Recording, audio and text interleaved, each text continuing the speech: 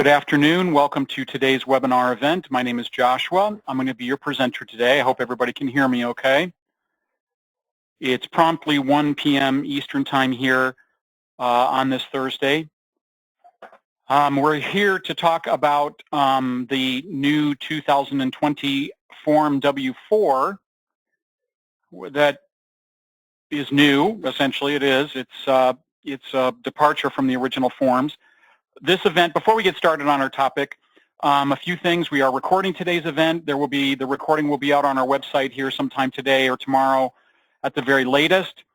If you have questions, please type those into the questions portion of the webinar control panel to me.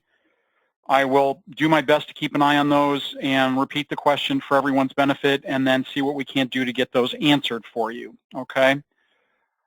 20 minutes after 1 Eastern Time is the longest I'll go on this. Frankly, I don't think this topic will probably go that long. It might, but it's unlikely. But wherever we are, I'll wrap it up at 20 minutes after. Again, if you have questions, enter those to me. I'll try to keep an eye on those and get to those in the event, during the event, but if not, then I'll certainly get to them at the end of it. Please keep the questions on topic, meaning about our W-4 form, what we're discussing today. I may not be equipped to answer other questions you have about the software. We do have technicians available via email. We can call you back, even though our phone lines are not open, but we can certainly get a hold of you via telephone if absolutely necessary, okay? Thank you very much for attending. We know that this is a challenging time in everyone's life, in the globe, in the world, in the planet, and we just really appreciate you taking the time out today to spend with us. There is a handout attached to today's webinar event. If you go to the webinar control panel, go down to the handouts section, and you click the little down arrow next to that, you will see the document, the PDF file attached that says Pay W-4 explanation.pdf. That is the document that I'm using as the basis for the webinar today, okay? So you can either print it or you can download it, you can save it, it's there, it's available, just don't leave the webinar event without that. If you do, then of course just send us an email, we'll be happy to send it to you as an email file attachment. I do also believe it is on the website, on the Support Center page. I'm pretty sure I saw that yesterday or the day before when I was out there checking some stuff out. So I believe it's out there. If not, we again can email it to you as a file attachment if necessary. So as the document is talking about on there, it's talking about how when we go to tax reports in payroll and we go to W-2 form, that was only added in the SR2 module. I want to point this out. As of yesterday or the day before, we just released the Payroll 2020 SR2. Right here, I want to point this out at our home screen, okay? SR2 not only includes the W-4 for 2020, but it also now includes the 941 for 2020 as well. So it's a very, very important patch.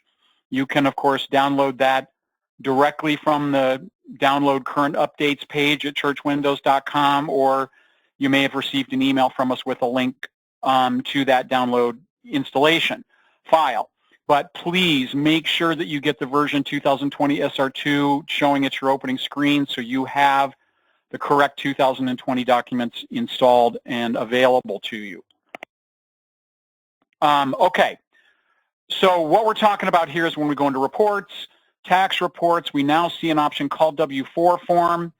No person that we have to choose to run it for. Shows W-4 form for the year 2020 right here in the upper right-hand corner. It shows W-4 form for 2020. That is new, okay? So as the page talks about at the top, it discusses or talks about how the changes in the Form W-4 is the first significant change for many years in this form. Previously, I'm just kind of reading it verbatim for folks who may not have it printed or downloaded, is that previously individuals indicated that their filing status and the number of exemptions claimed, okay? Based on those factors that were just selected by the employee, the federal withholding on taxable income was computed or calculated, okay? The more exemptions claimed, the lower the federal deductions. Okay, the Tax Cuts and Jobs Act of 2017 eliminated exemptions and increased the standard deduction on individual returns. Okay, so the withholding tax tables were revised to reflect the new tax law. And it's important that you understand that when you go into reports in our payroll system and we go to tax reports and we choose federal, this is the list of the actual federal tax tables as the IRS or the government has stipulated in that act, okay? So one of the, single and married has been something which has been, in existence for many, many years. Let me maybe pull that down a little bit. And then we have married and single, but they've now added head of household back as an option here, okay? So that's one of the things which is new in 2020 is it's no longer just married and single. They have head of household as well, okay? So how this is important is, and we've gotten some questions about that, is, well, based on the new changes to the W-4s and everything else, do I need to have my employees, all of my employees, submit a new W-4? Well, that's a great question. Well, as the second paragraph on the document indicates, it says, employees hired before 2020 do not need to file a new W-4, okay? They can choose to if they wish, okay? But there's not a requirement that they do that, okay? But anyone who's wanting to change their withholdings or new hires or new employees that are hired in 2020 need to complete the current W-4 form, okay? And as, again, the last sentence of that kind of describes, it says the best way to explain these changes is to compare the Church Windows Payroll Employee Federal tab with the W-4 to let you know what goes on behind the scenes. And so what the graphics there, the two screenshots show on there is, here's what it looks like with the standard, the traditional withholding, federal withholding setup that we have versus the one that now shows the use 2020 W-4, okay? And if you notice there on that screenshot, there's a little checkbox just below single. Let me go into one of my employees here and we'll look at that, okay? So when I go to something, like I could be anybody, a lay person, it could be a minister, it doesn't really matter. When we go to federal, we now see, single, married, head of household. We have used tax tables, plus additional amount or percent withheld with the additional amount with the number of exemptions that can be entered. But just below the single box there, we see that little checkbox next to use 2020 W-4.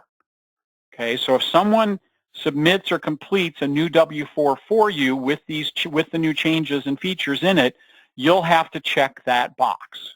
Okay, so yes, again, it's going to stay with just the regular setup for the employees. Folks, literally the tax tables themselves have literally not changed in between the 2 years, okay, meaning between the old year, this year, and last year, okay? But what is changing is the, information as it occurs when we check that box, use 2020 W-4, okay?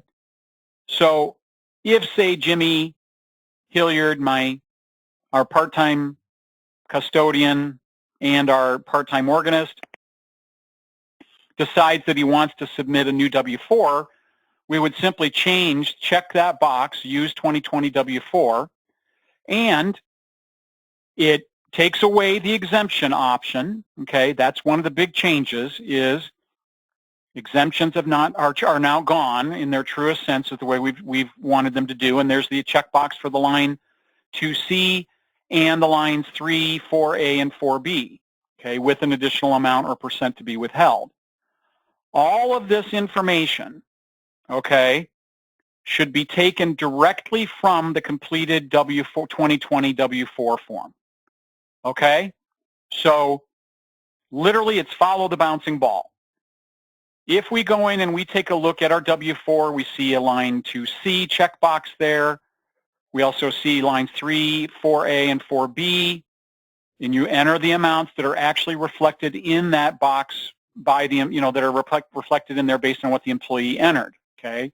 With any additional, if extra withholding is checked, you would enter the amount that they've specified and or additional percent if they wish, okay? So if I just cancel out of that and we go back to our reports in our W-2 form, right here, let me try to zoom in a little bit here, see if I can get a little more clarity on that. There we go. Here we have our step 2, right down the left-hand side here. Let me get out my highlighter and draw some focus. Step 2, okay, 2C, it's a checkbox. Okay, if there are only 2 job total, I can't tell you folks what this means, okay? It's important to understand that none of my other technicians, myself, are not able to help you or your employees determine what should be completed on this form. Okay, that is something they need to determine, or they need to contact their own tax advisor about. Okay, so I don't know if there are only 2 jobs totals. You may check this box, do the same on the W-4 form for the other job. No idea what that means. But if I did need to know what it was, I would contact a tax professional or my tax person about that. Okay. None of our folks are tax professionals, qualified tax persons. I can't answer that for you or for your employees. But as we continue down, further down the page, we've got step 3, where it says your income, specifies of income totaling $200,000 or less, or $400,000 or less with, filing jointly, number of qualifying children with, again, a figure to calculate, number of other dependents with a figure to calculate, and calculating a total, then entering that on box 3 in church windows when you choose that. And then, of course, the boxes for A, B, and C if there's an extra withholding amount as well. Okay? So again, folks, it's really kind of just follow the bouncing ball. Okay? But what I can state about it is, okay, that if your employee is unsure, what you can do, and I encourage you to keep this in mind, is if you've got an employee that goes, I'm not sure how this is going to impact me if I wind up changing this, you can say, okay, let's go in and try it. So I could go, okay, I'm going to change my name, my record here to Jimmy Hilliard, and he's going to go, okay, I don't know what to fill out. I said, well, let's play with this a little bit. Let's go to use W-2. Let's enter the amounts that you want on this box with or without the extra withholding, apply it, and then we're going to go in and we're going to run a dummy payroll, and we're going to see what those withholdings look like on a per pay basis. So what I mean by that is when we go to payroll and calculate payroll, I'm not posting anything. That's the purpose. We're going to clear all, I've got Jimmy sitting next to me. He wants to know how this is going to impact him. I check his name, go to next. I, enter his hours, default hours or what have you. He's an hourly employee. Go to next. I click browse payments. Right down here, it's going to show me what his net pay amount is for his check based on the new settings that he has set up under his federal tab. It's going to show me right here exactly what his amount withheld is for federal income tax. Okay? What our gross taxable income is for federal, state, Social Security, Medicare. This, folks, is always here for you. Okay? It doesn't matter whether this new W-4 is implemented this year or not. You can always sit down and make changes to the employee file, go in and run this dummy payroll, and he goes, oh, no, that's not what I want. We can now just cancel out of that. We cancel out of our pay calculation process. We can now go back into data setup and into our employee file and make additional changes to that. You can continue to try to do that and run that for ad nauseum, and it doesn't hurt or change anything, okay? So just keep in mind, the payroll system offers a fair amount of flexibility in terms of allowing you to work with your employees to let them know and show them how these types of changes will impact their net pay and subsequently their tax documents in W-2 at year's end, okay? You can always come back in here and go back down to the federal tab and uncheck the, use 2020 W-4, go back to the regular, exemptions and the what have you, okay, to test that. But I think that what we're finding is that there's very little changes to the overall tax tables in either case. There are going to be some changes if they make some sweeping changes to their W-2 or W-4 selections. But again, it's something you can explore and play with, okay? So again, that's all that it's detailing down at the bottom of the document that we've got attached here is, check the box labeled line 2C if they are advised by their tax advisor that box should be checked. Okay, then amounts in lines 3 and 4B are deducted from the annualized. It talks about how amounts on lines 3 and 4B are deducted from the annualized income before calculating the deduction, and by the deduction, I'm pretty sure that means the federal income tax. An amount entered in line 4 is added to the annualized income before calculating the deductions. But again, this is something that discussing this with their qualified tax person, a tax advisor can help make clear on that. Okay. It says if the employee enters an amount on line 4C of the W-4, then check the box for extra withholding and enter the amount in the additional withholding amount box. Okay.